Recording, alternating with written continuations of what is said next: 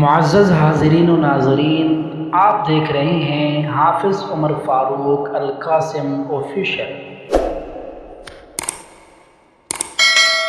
عقیدہ رسالت کا مطلب یہ ہے کہ اللہ تعالیٰ نے جتنے رسولوں کو بھیجا، اللہ نے جتنے نبیوں کو بھیجا، سب کے سب برحق ہیں۔ حضرت آدم علیہ نبینا علیہ الصلوۃ والتسلیم سے لے کر ہمارے پیارے نبی صلی اللہ علیہ وسلم تک جتنے رسول بھی آئے، جتنے نبی بھی آئے، سب رسولوں کے برحق ہونے کا اعتقاد رکھا جائے۔ ان سب کے بارے میں یہ عقیدہ رکھا جائے کہ اپنے وقت کے اندر وہ اللہ تعالیٰ کے سچے رسول تھے اور سچے نبی تھے۔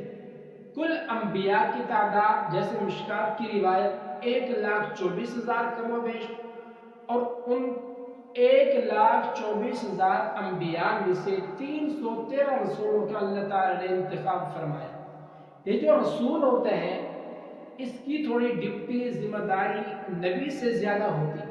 مثال کے طور پر جو نبی آتے تھے وہ سابقہ جو ان سے پہلے رسول آ چکا ہوتا تھا اسی رسول کی بات آگے کرتے تھے، لیکن جو رسول آتا تھا وہ خدا کی طرف سے نیا احکام لے کر آتا تھا۔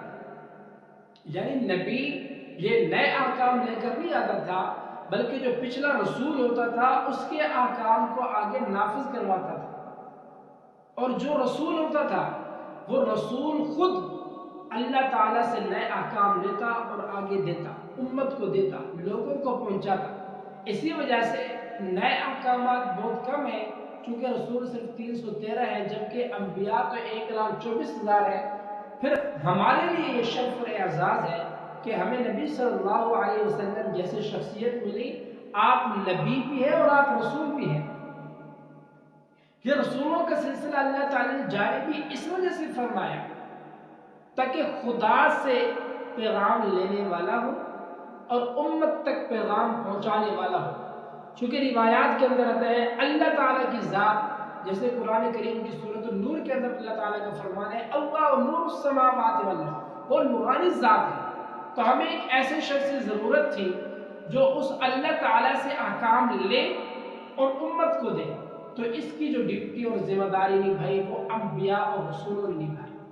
اللہ تعالیٰ سے احکام لیتے رہے، اللہ سے احکام لینے کے بعد وہ ہم تک احکام پہنچاتے رہے۔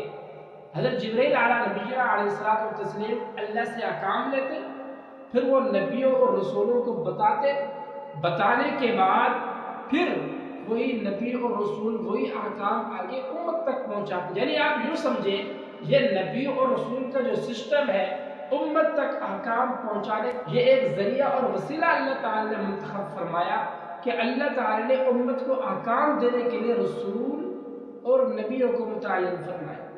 انہی رسول کے متعلق قرآن کریم کی سینکڑوں آیات ہیں۔ چونکہ قرآن کریم کے اندر 3-4 چیزیں تو بہت اہم ہیں۔ اب وہ نبی صلی اللہ علیہ وسلم جب آئے، لوگ بتوں کی بات کیا کرتے تھے، تو قرآن نے توحید سمجھائی کہ بھی اللہ ایک ہے، ایک کو سجدہ کرو، ایک کو معبود مانو، ایک کے آگے جھک جاؤ۔ دوسری بات، پھر اللہ تعالیٰ نے نبی صلی اللہ علیہ وسلم کو رسول نبی بنا کر بھیجا تھا، تو پھر آپ کو وہ رسول اور نبی نہیں مانتے تھے۔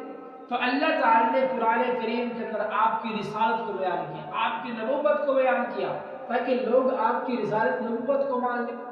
پھر تیسری چیز، وہ خود قرآن کو نہیں مانتے تھے، تو اللہ تعالیٰ نے مختلف دلائل کے ذریعے یہ بات سمجھائی کہ ہمارے نبی امی ہیں، پڑھنا لکھنا نہیں آتا، اس کے باوجود آپ ایسی کلام لے ہیں، کوئی انسان اس طرح کا کلام کرنے پر قادر ہی نہیں۔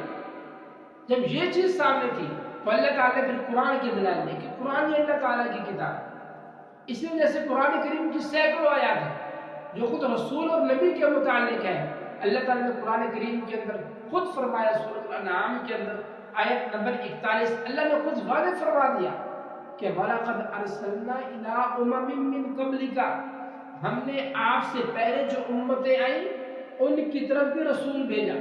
سورۃ البقرہ آیت نمبر 285، اللہ نے اس میں واضح فرما دیا كُلٌّ آمَنَ بِاللَّهِ وَمَلَائِكَتِهِ وَكُتُبِهِ وَرُسُلِهِ، ہر ایک پر لازم ہے کہ اللہ پر ایمان لاؤ، ملائکہ پر، اس کی کتابوں پر، اس کے رسولوں پر۔ سورۃ البقرہ میں دوسرے مقام پر فرمایا لیس البر ان تولوا وجوهکم قبل المشرق والمغرب ولكن البر من آمن بالله واليوم الآخر والملائکۃ والکتاب والنبیین. یہ نہیں ہے کہ تم مشرق کی طرف مغرب کی طرف رخ کرو، اس کو تم نے نہیں فرمایا. ایمان لاؤ اللہ پر، ملائکہ پر، کتابوں پر اور تمام نبیوں پر. تو اللہ نے کئی مقام پر قرآن کریم کے اندر یہ واضح فرمایا کہ ایمان تمام نبیوں پر لانا ہے، ایک نبی پر ایمان نہیں. اسی وجہ سے یہ اسلام کا عقیدہ ہے کہ جتنے انبیاء بھی آئے، جتنے رسول بھی آئے، سب پر حق ہے، سب کو ماننا ہے. اگر کوئی بندہ کسی ایک نبی کو بھی نہیں مانتا تو وہ بندہ دائرہ اسلام سے خارج ہے. یہ اتنا عقیدہ رسالت اسلام کا دوسرا بنیادی مسئلہ ہے. اسی وجہ سے سورۃ النساء کی آیت نمبر 136 اس میں تو اللہ نے خود واضح کہہ دیا کہ یا ایھا الذین آمنوا آمنوا باللہ ورسولہ، اے ایمان والو اللہ پر اس کے رسولوں پر ایمان لاؤ. تو یہ رسول کا سسٹم کہ اللہ نے رسولوں کو بھیجا، نبیوں کو بھیجا، اس کو عقیدہ رسالت کہا جاتا ہے. یہ اسلام کا اساسی مسئلہ ہے، اسلام کا بنیادی مسئلہ ہے. قرآن کریم کے اندر سینکڑوں آیات ہیں جن میں یہ بتلایا گیا ہے کہ جتنے بھی رسول ہیں آپ سب پر ایمان لاؤ. صرف قرآن کی بات نہیں بلکہ بخاری اور مسلم جو اصحاب الکتب بعد کتاب اللہ جن کو کہا جاتا ہے، ان کے اندر بھی عقیدہ رسالت کو واضح بیان کیا گیا. آپ کتاب الایمان اٹھائیں، حدیث نمبر 50 دیکھیں، اس کے اندر حدیث جبرائیل ہے. حدیث جبرائیل کے اندر سب کچھ موجود ہے کہ حضرت جبرائیل علی نبینا علیہ الصلوۃ والتسلیم تشریف لائے. ان سارے شکل کے اندر لمبی چھوٹی حدیث ہے. تو اس کے اندر میں سوال کیا یا رسول اللہ ایمان کیا ہے؟ تو آپ نے فرمایا ایمان یہ ہے کہ اللہ پر ایمان لاؤ، ملائکہ پر ایمان لاؤ اور کتابوں پر، رسولوں پر، ان پر ایمان لاؤ. بخاری شریف کے اندر یہ حدیث دو مقام پر مذکور ہے، حدیث نمبر 50 اور حدیث نمبر 4777. اس مقام پر بھی یہ حدیث موجود ہے، حدیث جبرائیل. بخاری میں یہ دو مقام پر ہے، دونوں مقام پر بخاری شریف کے اندر اس کے اندر واضح حکم ہے کہ رسولوں پر بھی ایمان لاؤ، تب آپ کا ایمان شمار ہوگا. صرف بخاری کی بات نہیں بلکہ مسلم شریف کے اندر بھی 3 مقام پر حدیث جبرائیل آئی ہے اور تینوں مقام پر بھی وہاں بھی رسالت کا حکم ہے کہ اللہ پر ایمان لاؤ، کتابوں پر ایمان لاؤ، ساتھ اس کے رسولوں پر بھی ایمان لاؤ. جبکہ امام مسلم رحمۃ اللہ علیہ تو اس طرح کی 9 احادیث ذکر کی ہیں جس کے اندر صرف رسالت کا حکم ہے. نبی صلی اللہ علیہ وسلم واضح کہہ رہے ہیں خدا پر ایمان لاؤ، ساتھ رسولوں پر بھی ایمان لاؤ. اگر ساتھ رسولوں پر ایمان لاؤ گے تب آپ کا ایمان شمار